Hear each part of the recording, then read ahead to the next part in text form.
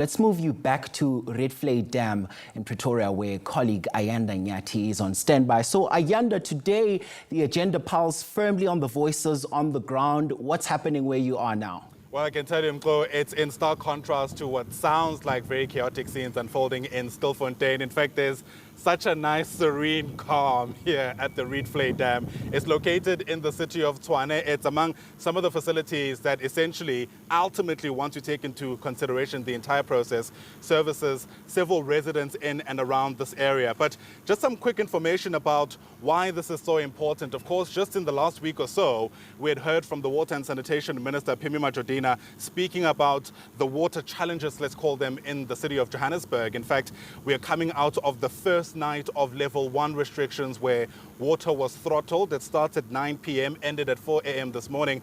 And we're told it's going to continue indefinitely in order to curtail consumption in the city of Johannesburg and ultimately allow reservoir levels to stabilize. What that has obviously done is given us an opportunity to really hone in on water challenges, not only in Johannesburg, but certainly everywhere else around the country. And that's why we're stationed in Tshwane, but you'll see throughout the course of our time together on the agenda, our reporters are strategically placed around the country to tell the story from a number of vantage points. But as you mentioned, we're at the Rietvlei Dam. It's one of these water treatment plants that has been established here since back in the 1930s. It's had to be refurbished several times. And standing next to me is a gentleman who knows a whole lot more about how this dam works and why, of course, it's important. His name is Jerry Kutu. He is the Deputy Director for Water Scientific Services in the city of Tshwane and joins us now live. And that is great to see you. Thank you so much for making time to speak to us. Thank you.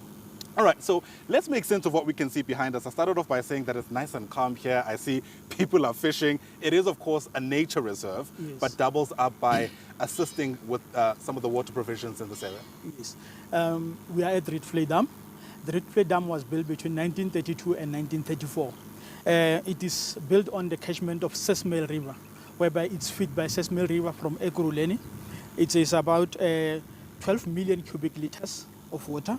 And again, it has a surface area of 1.87 cubic square kilometers.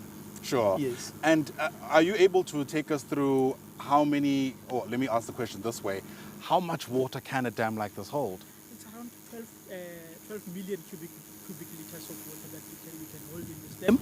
And this dam supplies a Rietvlei Purification plant, and it also supports the canoe club, people who are canoeing on the dam and the fishing around the dam. So water from this dam goes into the plant, and we always check the quality of the water on a bi-weekly times. Sometimes we check basic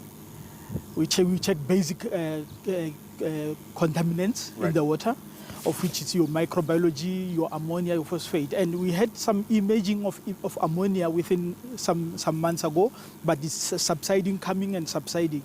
So again, we have a problem of algae during the hot months, during the summer months. During the rainy season, yes, right. like where it grows, and it's always a challenge for us during the treatment. Yeah, and I think this is important to explain because some people might just see a lot of water and think to themselves, well, we don't need to worry about things like restrictions. But just because the water here, it doesn't mean that it's easy to purify and ultimately make sure it gets to people's homes. Yes, it's like difficult if it has more contaminants. Right. At the moment, we are having slight contaminants, of which is ammonia most of the time. But the algae, we normally deal with it through solar beads that are in the dam. But yeah, we do that. And in layman's terms, I know you're more of a chemistry person. We might confuse some of our viewers.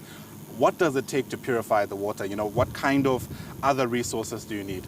Look, basically for drinking water, you need simple conventional treatment, right, whereby you add your flocculant, you add your bulking agent, then you filter, then you disinfect. Right. But if the water is dirty, having ammonia, you won't be able to use those because the plant is not designed to treat ammonia.